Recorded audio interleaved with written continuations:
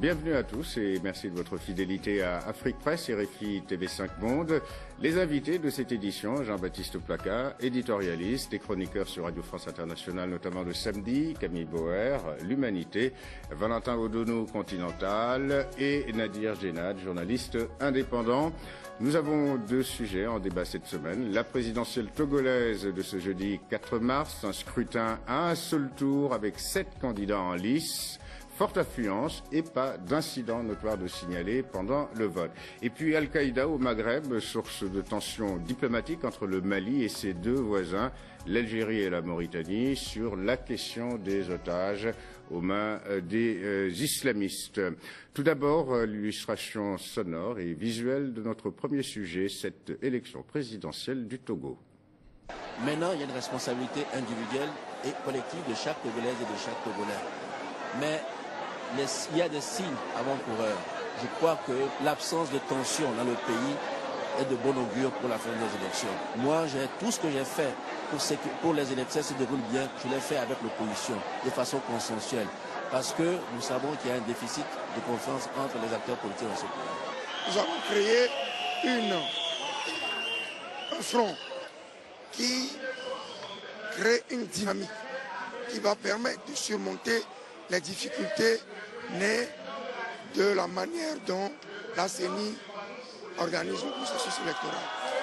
Nous pensons que le front que nous avons mis en place nous permettra de surmonter ces difficultés. Mais le processus tel qu'il est organisé par la CENI ne nous inspire pas confiance. Voilà, on vient d'entendre respectivement donc Faure Gnassingbé, le président sortant, et Jean-Pierre Fabre, qui est donc le candidat de l'UFC. 7 candidats sur le départ, mais effectivement, ce sont ces deux candidatures qui se dégagent. Jean-Baptiste Placas. L'issue du scrutin va se jouer autour de ces deux candidats. Alors, deux constats. Un, il y a eu une forte mobilisation, Jean-Baptiste. Deux, il n'y a pas eu d'incident notoire de signaler. Bref, cette élection tranche naturellement avec l'ambiance qui prévalait lors de l'élection fort controversée d'avril 2005. Absolument, mais il faut noter quand même que les problèmes dans les élections togolaises surviennent presque toujours au moment de la proclamation des résultats. Les gens votent normalement et c'est quand ils ont l'impression que la vérité des urnes n'est pas ce qui est proclamé qu'ils réagissent violemment. Donc, on peut se réjouir de ce que les choses se soient déroulées à peu près normalement. À ce stade, oui, du processus. Mais il faut rester prudent et vigilant. Alors, bien sûr, alors au moment où nous enregistrons, Camille, nous n'avons pas de données chiffrées provisoires officielles. Il y a des rumeurs qui circulent, mais bon, attendons. On aura tout de même constaté que cette élection, cette présidentielle togolaise constitue un tournant puisque Gilchrist Olympio, le leader historique de l'opposition, n'y participe pas. C'est Jean-Pierre Fabre qui défend les couleurs de l'UFC. Gilchrist a été retoqué par la Cour constitutionnelle ou la Cour suprême parce qu'il ne remplissait pas toutes les conditions. Retoqué également Kofi Gnamyan, qui est devenu le porte-parole de cette alliance qu'a pu constituer l'UFC avec d'autres partis, Camille. Donc ce tournant de l'effacement contraint ou forcé ou choisi de Gilchrist. On sort un peu, j'allais dire, du drame shakespearien qui un peu est la trame de l'histoire togolaise depuis l'indépendance. D'une certaine façon, c'est peut-être pas plus mal, effectivement. Malgré tout, Jean-Pierre Fabre, c'est une nouvelle génération. C'est quelqu'un qui est sans doute plus en face avec la population togolaise qui est jeune. Et puis, il faut dire que cette invalidation de la candidature de Kofi Gnamyan, paradoxalement, c'est peut-être la grande chance de l'opposition. C'est vrai qu'il a d'ailleurs, rebondi là-dessus. Enfin, ils ont rebondi là-dessus de façon très intelligente. Le fait d'avoir une coalition de l'opposition avec en plus quelqu'un qui est originaire du Nord, et puis Kofi Gnamyan qui est originaire du Nord, et puis l'UFC qui est traditionnellement fort dans le Sud. Ça laisse la possibilité de quelque chose de nouveau.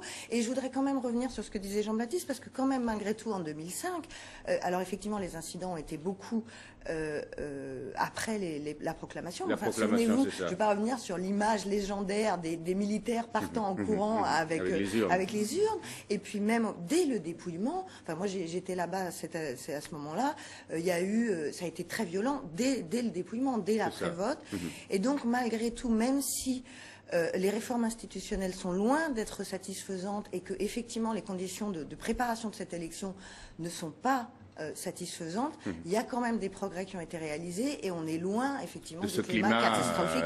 Et donc ça laisse, voilà, il y a quand même une possibilité pour l'opposition, petite, parce que malgré tout, il y a ces divisions qui sont là. Voilà. Nadir. Oui, il faut dire aussi que Fornia Simbe a multiplié les gestes ces derniers mois en direction de l'opposition pour rompre avec ces violences qui émaillent les élections.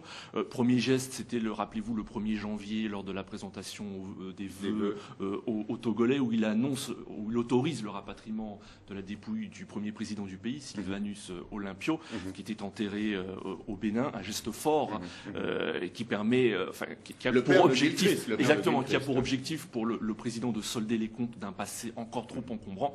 Et deuxième geste, c'était l'annonce de la création, le 25 février 2009, d'une commission vérité, justice et réconciliation qui avait pour but d'enquêter sur les violations des droits de l'homme dans le pays. C'est vrai qu'il a multiplié les gages de bonne volonté. Et même d'ailleurs, dans l'extrait qu'on a diffusé, il disait que c'est quasiment, il a mené campagne quasiment avec l'opposition. Et ça participe effectivement à l'ambiance qu'il y a eu autour de ces élections de jeudi. Valentin. Oui, c'est vrai que 2010 n'a plus rien à voir avec 2005. Il faut rappeler aussi les conditions dans lesquelles il y a eu l'élection de 2005. Oui, parce qu'il y a eu 2 étapes. Il y a eu février, le coup de force institutionnel, et puis ensuite avril, l'élection. Absolument, c'était dans une ambiance extrêmement tendue.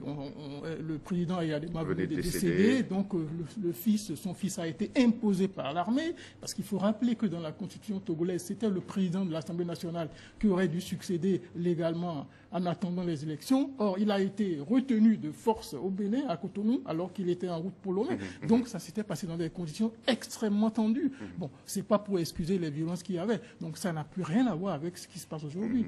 Et c'est vrai qu'il faut insister sur les gestes de fort. Avant de donner la parole à Jean-Baptiste Camille. Juste très vite, je voudrais revenir sur l'histoire des gages. Je pense que c'est des gages qui sont aussi beaucoup des images. La commission Vérité et Réconciliation, qui a été aussi prise sous pression de la communauté internationale, n'a jamais eu les moyens de travailler, a été mis en suspens avant les élections. La réforme des forces de sécurité n'a pas eu lieu. On a nommé à la tête des forces de sécurité en charge des élections un homme impliqué dans des violences en 2005 et mis en cause. Il y a eu toute une série, j'allais dire, d'intimidations, de manifestations de l'opposition dans ces dernières années. Enfin, on est loin du compte.